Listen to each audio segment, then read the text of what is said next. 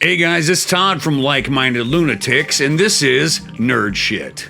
Well, what is nerd shit? Well, it's exactly what it sounds like. We're going to be learning about different kinds of nerd communities in this segment. So if you know me, you know I am a nerd. I'm a comic book nerd, a horror movie nerd, and a video game nerd. But we're not going to be talking about all that stuff today. No, we're going to be learning about nerds that I don't know anything about, on subjects that I don't know enough about. So, if you're willing, please join me for some nerd shit.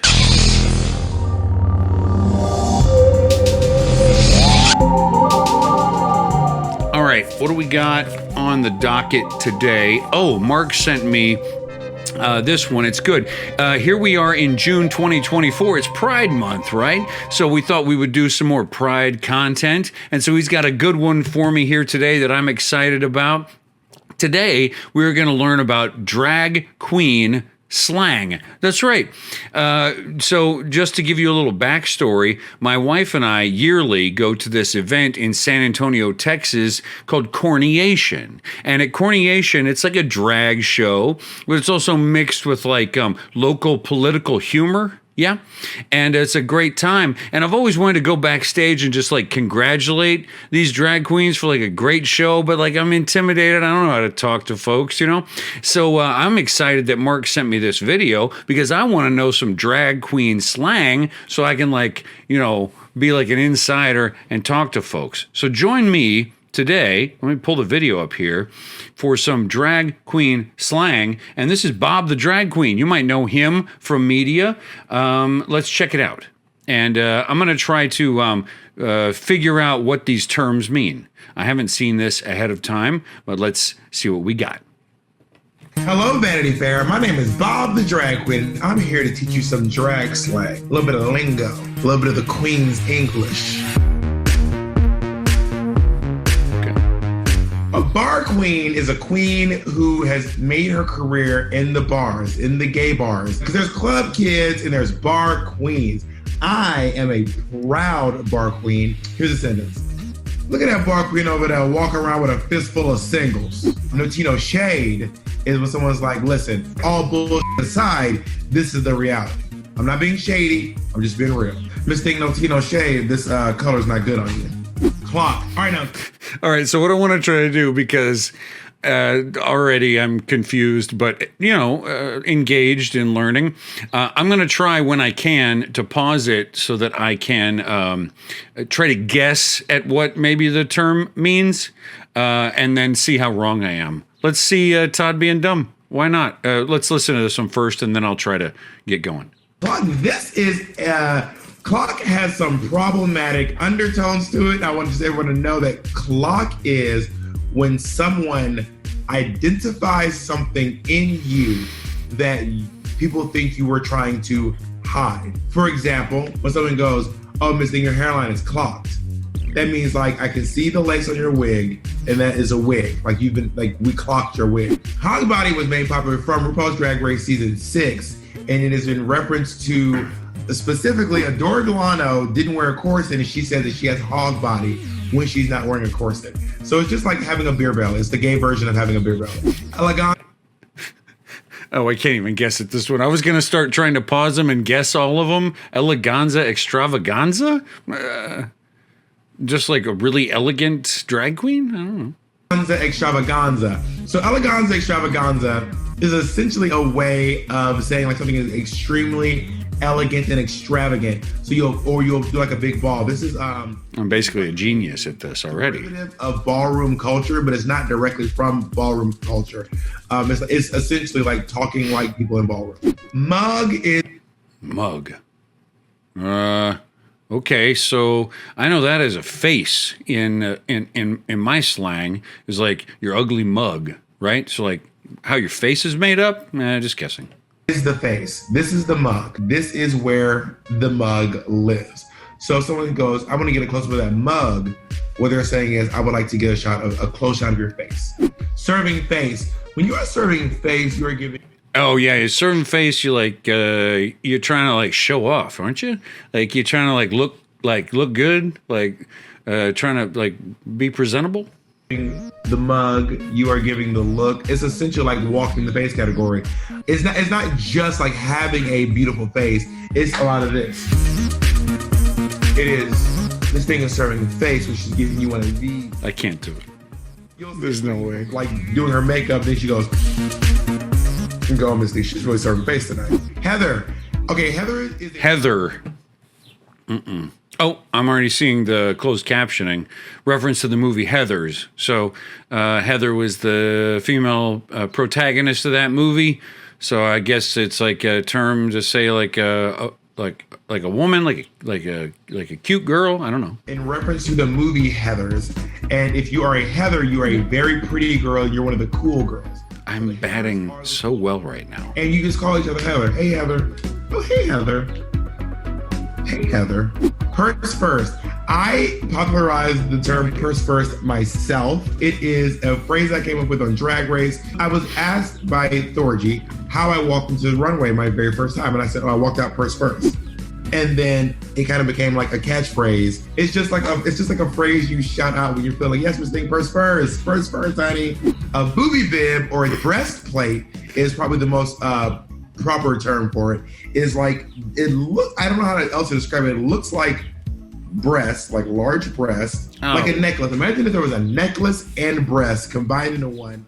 Like a latex thing. Your neck, and then you use it wear a necklace to conceal the C. Hunty is essentially the word honey. So it's like, oh yes, Hunty, she's feeling it tonight. If you love to Oh, good. This ad is brought to you by something you wish you'd never seen and you will absolutely not purchase, and perhaps you will be less likely to purchase it for having been inconvenienced by the ad. Are you crying? And then another one. Don't you love the double ad situation we get now in YouTube? Here we go. Painted. So when you've done your makeup and it looks extremely good. I was going to say, that one's kind of obvious. Painted, right? It's like you got paint on your face. You are painted. Like your makeup is so over the top. You would say, Miss Thing, you are painted on this night. Squirrel friends. Okay, sorry. I hate that I'm so slow that I'm pausing it and then getting the information in the closed captioning. But I was going to say, I have no idea what squirrel friends would be. That's a mystery to me. Let's keep going. Friends. Like, it's just a goofy way of saying girlfriend. So, these are my squirrel friends. We love hanging out and just like chittering and chattering together. Like squirrels do. I don't know that squirrels chat together. I don't know how squirrels communicate. Showboating. I don't know if this is necessarily. Showboating is obvious. We say that in all kinds of communities.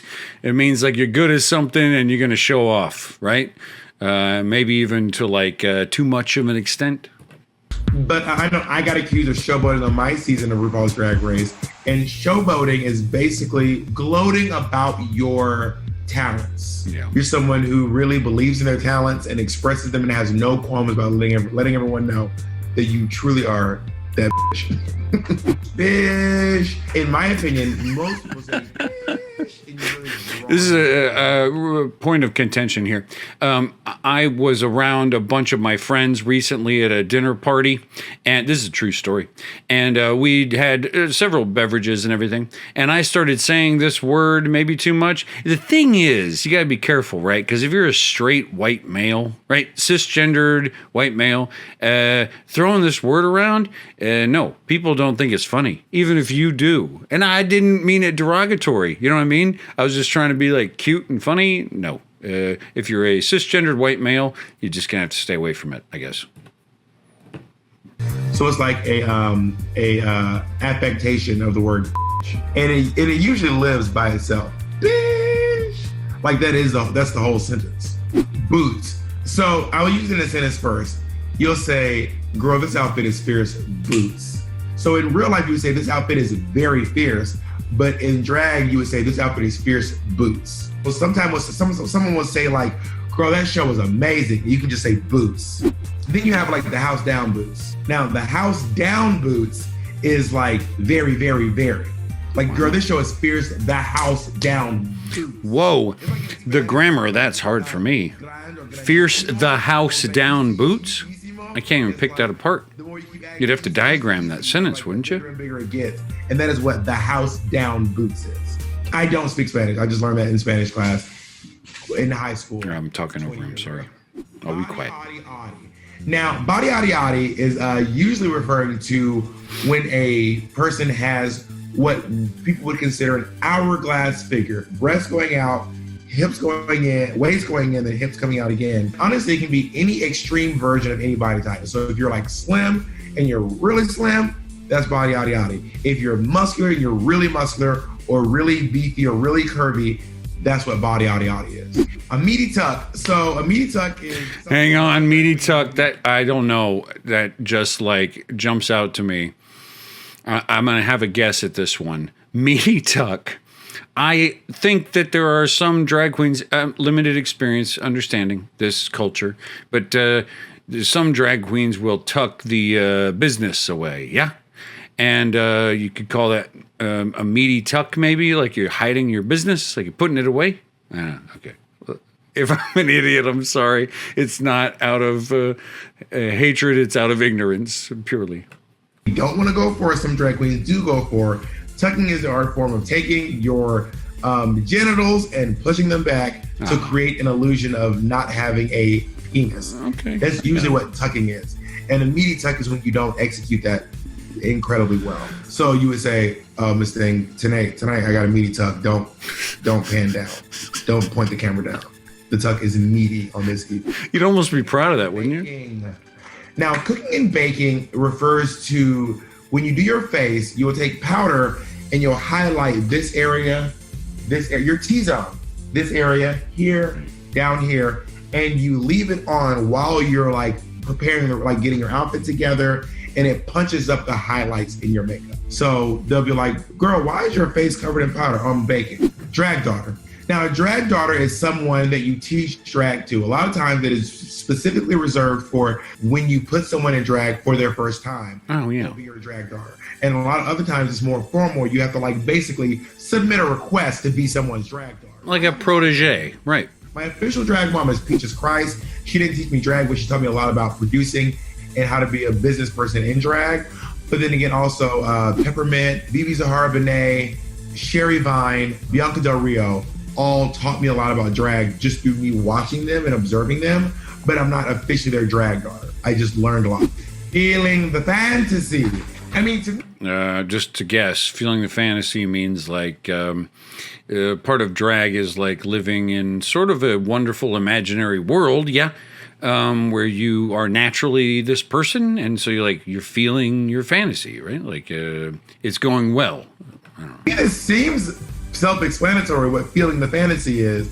So a big part of drag is a fantasy. Like I create this image of myself where I am this extremely wealthy heiress not heiress, like I am the owner of the estate. She is feeling the fantasy it's gonna be one of those nights. So giving life is like when you feel invigorated because you saw a great performance, you saw a great picture, you saw a great discussion, you love someone's post, it invigorated you, your life feels more full. Sure. That person is giving you life. So I'll be like, good energy. Right now, when I first moved to New York City, I went down to Barracuda. I saw Peppermint on stage turning the party, and she was giving me life. Glamazon. So a glamazon is a big, glamorous lady. Doesn't have to be a lady, but that's kind of like the connotation to it. Like a femme presenting, larger than life lady who's really glamorous. So it's a combination of the words glamorous and Amazon, and you combine them together. A little portmanteau there. She is a, big, fierce lady. Relying on body. This is a phrase that was made popular by Michelle Visage. Stop relying on that body, meaning you are using your neck down physical attributes to compensate for a lack of performance or some other aspect of your career. Untuck. So untucking is the act of, you remember talking about meaty tuck earlier? Y'all remember meaty tuck? Untucking is the undoing of that. Oh. So at the end of the night or in the middle of your gig, depending on how things are going down there. I'm going to say that, spoilers to my wife, I'm going to say I'm untucking when we go to Go to sleep. You'll untuck and you'll free the bird from the cage. The children. So this goes back to giving life, mom, and children. Basically, the children is the audience or the people receiving your art. So you say, oh, Miss Thing, she's gonna give the children life tonight. She's gonna do a good job for the audience. It's so funny because, like, to me, these are all secondary. Like, I'm just so used to saying, oh, Miss Thing, she's turning it for the children. Like, she's out there doing a really good job so the audience can enjoy themselves. She owns everything. Now, this is a phrase from Junior, who is one of the most iconic people in the history of ballroom. This is from Paris is Burning. Says some of the most iconic lines in queer history ever. For example, have you ever heard the term opulence? You own everything. OPULENCE. Opulence. It is referring to someone like when they look rich, when they look fierce. Mm-hmm. Everything seems like very intentionally dramatic and wealthy. I mean, escándalo is a Spanish word, and it's like, girl, that was scandalous. I mean, yeah, I think this seems pretty self-explanatory. A drag king is someone, so let's break it down to drag, and then drag queens, and then drag king. I need help with this one. I never heard this before. Drag king now. Is blurring the gender line and creating art. It doesn't have to be singing, it doesn't have to be dancing, it doesn't have to be comedy. If you are blurring the gender line and you're creating art, you're then engaging in drag. So for example, if a cisgendered woman is dressing up in high drag, what she's doing is essentially dressing up as a hyper woman or a hyper femme, or dressing up like a man dressing up like a woman. So therefore you are blurring the gender line. So in order to be a drag queen, you don't have to be assigned male at birth. You don't have to be a man. You can just be doing drag. In order to be a drag king, you're doing the version, but it's more skewed toward masculinity. So if someone's doing a hyper masculine performance of masculinity, that person is a drag king. More often than not, drag queens are usually AFAB, meaning assigned female at birth. All right, listen, that's the full fantasy. That's the dictionary. Oh yeah, Merriam-Webster. This is Bob the Drag Queen, unabridged full dictionary, honey. I feel blessed to have been given that information. Honestly, like a lot of that I could have guessed, you know what I mean? But like the drag king stuff at the end, and like thinking about like, how the community views different kinds of people and how they present themselves. Wild, man. So, hey, here we are in Pride. Glad that you're here, and thanks for being here with me at Nerd Shit. In between now and the next time I talk to you, hey, I'm Todd. Did I mention... no, I better not. We'll talk about it later.